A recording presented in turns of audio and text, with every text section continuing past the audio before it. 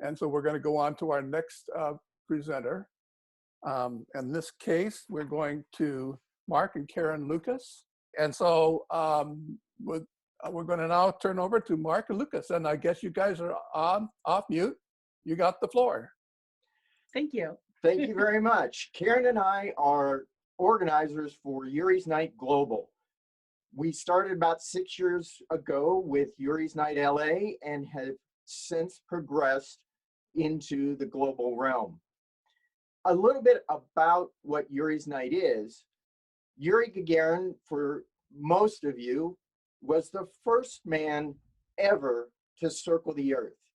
In 1961, on April 12th, about 6 o'clock in the morning, he took off for a 108-minute flight that circled the Earth. With that, Earthlings became a spacefaring people. That single act started us on a trek that led us not just to land on the moon, but to explore the furthest reaches and send robots outside of our galaxy. Yuri's Night celebrates this. Karen, how did that all start? 40 years after that event, Loretta Hidalgo Whitesides, George Whitesides, and Trish Gardner started Yuri's Night. They were Caltech alums, and they were at Caltech at the time. Go Beavers, out of Pasadena, which is where we have JPL and a fabulous, robust group of people that are very much looking towards space. And they wanted to celebrate not just that event, but humanity's past, present, and future in space. That single small party has grown to a worldwide event every April 12th. This year, we have 91 parties across all 7 continents. Unfortunately, thanks to COVID-19, they're almost all virtual. However, there is one party meeting in person in Antarctica on Ross Island tomorrow night. We wish we could be there. However, that has not stopped us by any stretch of the imagination. Yeah.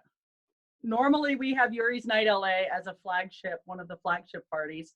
Any other time when we wouldn't be at stay-at-home orders in Los Angeles, you would find us with a couple thousand people shutting down the California Science Center and partying under the shuttle with all sorts of space enthusiasts, astronauts, scientists, people that like space and science fiction as well as real space.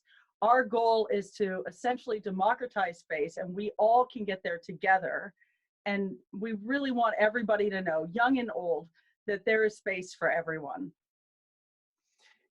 And space is not just people flying in space. It's the people with the vision.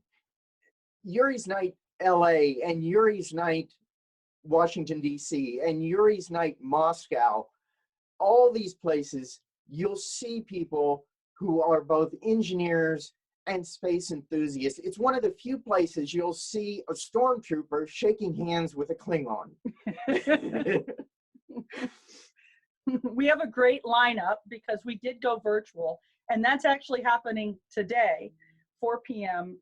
Pacific Standard Time, where our flagship experience, our celebration, is going virtual. So we encourage everybody listening and any of your friends and family to jump on. The commute is super cool because it's in your bunny slippers at home or your Klingon suit. And we even have a costume party that you can check out if you'd like, if you are so inclined. And you can enjoy the wonderful lineup that we have here for Yuri's Night Global going virtual. And where do we find Global Virtual? It's really easy to find. It's at webcast.yurisnight.net. We'll put that in the chat shortly. It's webcast.yurisnight.net. You can get the link to the YouTube feed. You can see the entire lineup. But who are some of the people we're going to see, Karen? Well, I'm very excited. We have a killer lineup. It is current NASA astronaut Jessica Meir, and she has a greeting for us from space. She's currently living and working aboard the International Space Station. Canadian astronaut and YouTube sensation Chris Hadfield will be joining us to talk about music, art, and something near and dear to all our hearts right now, long-term duration isolation. Retired NASA astronaut and art ambassador Nicole Stott will join us and talk about the beauty of our planet and how it has inspired her art. And two more people who understand long-term isolation. Retired NASA astronaut Scott Kelly is going to be discussing this with Grateful Dead founding member Bob Weir. The first South Korean astronaut, Soo-yeon Yi, will talk about her experience in space and how she has adapted to life afterwards. Katie Coleman is going to share her recorded flute duet with Jethro Tull's Ian Anderson, which was done at the 50th anniversary when Katie was on the International Space Station. We also have Rod Roddenberry, the son of Star Trek creator Gene Roddenberry, and he'll talk about projects of the Roddenberry Foundation. He's also the executive director of Star Trek Picard and Star Trek Discovery. So bring your Trekkie questions. Kelvin Manning, assistant director for NASA's Kennedy Space Center, will talk about NASA's astronauts launching aboard commercial rockets to the International Space Station. This next person is near and dear to my heart because we have 4 generations of Girl Scouts in our family. Sylvia Acevedo will share her story of going from being a poor girl to working as a rocket scientist for JPL and then becoming CEO of Girl Scouts of the United States of America. A man I grew up watching on TV, Bill Nye, the science guy, will be talking with Kaz Abnar of the experience about climate change and its impact on our planet. Dr. Cyan Proctor, on the environmental impact of COVID-19, human quarantine on the planet, will discuss her analog space missions leading to the Meals for Mars cookbook. And Robert Picardo from Star Trek fame will be there to share his wit and wisdom, as he always does. Dr. Tanya Harrison, author of For All Humankind, The Untold Stories of How the Moon Landing Inspired the World. That's for you, Chris. Manager of Science Programs, Planet Labs. And lastly, our Spirit of Yuri's Night Award winner, Nick Rhodes from Duran Duran, will be there accepting the award virtually. We have a wonderful lineup tonight, and it is virtual. Everybody is welcome to celebrate with us. We will drop those pieces of information into the webcast or into the chat about the webcast, and we look forward to seeing you safely. So if anybody, let's say, has a question for Janet or for Mark and Karen, could you please type in the Q&A? And I didn't actually, I've been kind of going through it. I didn't see any specific questions there. A lot of praise for both of you guys. Yeah. And you did a great job, I got to tell you, of running down that wonderful thing that's happening tonight.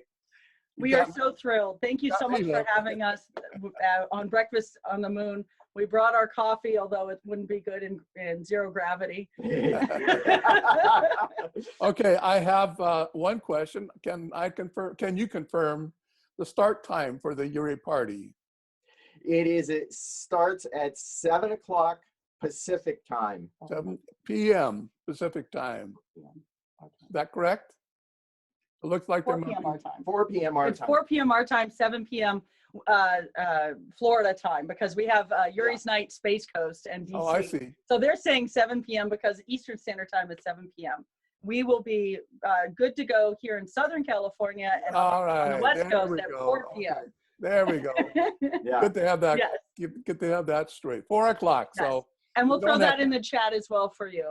We don't have Joe. for Californians are lucky because we won't have to stay up as late as you guys. I know, right? Up to all hours.